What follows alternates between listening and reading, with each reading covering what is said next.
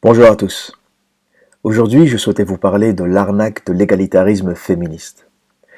Si vous demandez à n'importe quelle femme si elle est pour l'égalité entre hommes et femmes, elle vous dira effectivement que oui, évidemment, il faut que hommes et femmes soient égaux. Il faut que hommes et femmes aient les mêmes droits, les mêmes chances, les mêmes opportunités, presque les mêmes comportements. Mais encore une fois, quand il s'agit de comportements humains ou de psychologie, ne regardez pas ce qu'est, ou plutôt n'écoutez pas ce que les gens disent, mais regardez ce qu'ils font. Vous aurez remarqué, cela n'a échappé à personne, que le livre le plus vendu au monde est Fifty Shades of Grey, ou 50 nuances de gris. Et cela n'a échappé à personne non plus que ce livre traite du sadomasochisme, et qu'il s'agit de l'histoire d'un milliardaire puissant qui domine une petite jeune femme. Et une petite jeune femme qui prend un plaisir énorme à se faire dominer. Quelle est la traduction de ce phénomène? Il faut savoir que ce livre a été acheté à 95 ou à 97% par des femmes. C'est-à-dire qu'il y a un intérêt prononcé des femmes pour la soumission, la domination, le sadomasochisme, qui est en contradiction totale avec la doctrine féministe qui a tué la masculinité dans le monde occidental. Eh bien, la traduction est simple. Ce n'est pas que les femmes n'aiment pas être dominées, c'est juste que les femmes aiment être dominées par les puissants. Vous avez le droit de dominer une femme si vous êtes un milliardaire puissant. Votre puissance peut être financière, politique, ça peut être une puissance d'influence, mais il faut que vous soyez au sommet de la pyramide pour avoir accès à la domination. Et une femme se laissera faire si vous êtes un puissant. Il est important que tous les hommes comprennent ça. Il est important que tous les hommes vagins qui passent leur temps à défendre le féminisme et qui passent leur temps à défendre l'égalitarisme comprennent que les femmes n'en veulent pas. Les femmes veulent l'égalité avec les hommes faibles. Pour encore donner des exemples concrets, si vous êtes le petit manager de votre boîte, si vous êtes le vendeur, si vous êtes l'homme du quotidien, la femme veut l'égalité avec vous. Cela ne l'intéresse pas d'être dominé par un minable, ou par un homme de tous les jours, ou par un homme de la rue. Mais si vous êtes un puissant, la femme jouit de la domination.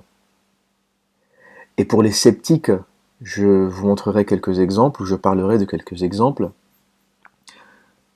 Tout le monde connaît Dan Bilzerian. C'est le fils d'un milliardaire américain qui a fait fortune dans les armes. C'est quelqu'un qui est riche aujourd'hui de par son père et de par son statut dans les médias sociaux. Il est constamment entouré de femmes et dans les interviews, si vous l'écoutez parler, ce n'est pas quelque chose qu'il demande, c'est sa fortune qui attire les femmes vers lui et les femmes se comportent comme des prostituées sans qu'il n'ait absolument rien à faire. C'est simplement la fortune, la puissance de l'empire de son père et de sa fortune personnelle aussi, qui est au-delà des 100 millions de dollars, qui fait ou qui transforme le comportement des femmes autour de lui. Ne croyez pas que c'est quelqu'un qui cherche à séduire ou qui a manipulé les femmes pour qu'elles se comportent ainsi.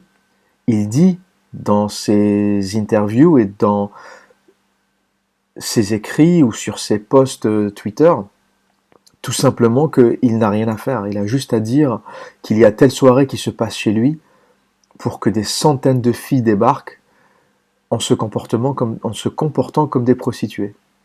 Et des filles qui ne sont pas des prostituées, hein. C'est des filles de tous les horizons.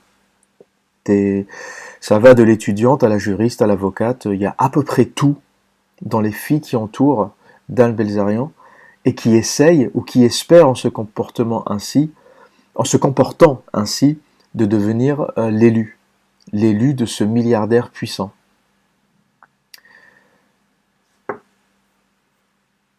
Encore un autre homme dont il ne s'agit plus de faire la réputation, Hugh Hefner, le créateur de Playboy, qui encore, à son âge, arrive à attirer des jeunes femmes, de très jeunes femmes, de 19, 20, 24, 25 ans.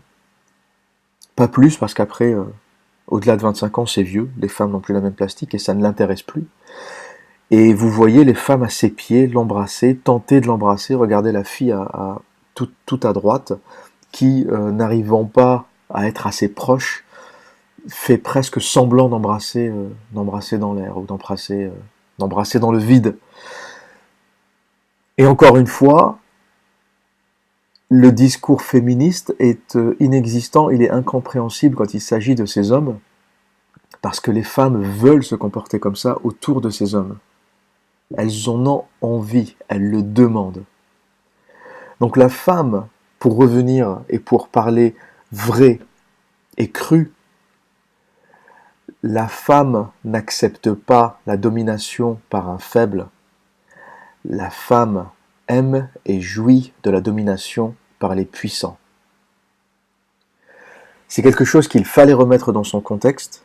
C'est quelque chose que les hommes, ou dont les hommes doivent prendre conscience, qu'il y a plusieurs nuances à la psychologie féminine qui échappent à la majorité des hommes. Et pour conclure, il faut savoir que les féministes n'attaquent jamais l'un des États les plus obscurantistes et les plus violents envers les femmes au monde, en parlant de l'Arabie Saoudite bien sûr. Aucune féministe n'attaque le régime saoudien. Les féministes vont faire les folles dans les pays d'Occident où l'égalité est plus ou moins là et plus ou moins respectée entre hommes et femmes. Donc les féministes essaieront de faire la loi à New York, à Tokyo, à Paris, à Londres, à Amsterdam, mais aucune féministe ne s'aventurera à Riyad parce que c'est un pays d'hommes puissants où une féministe ne survivra pas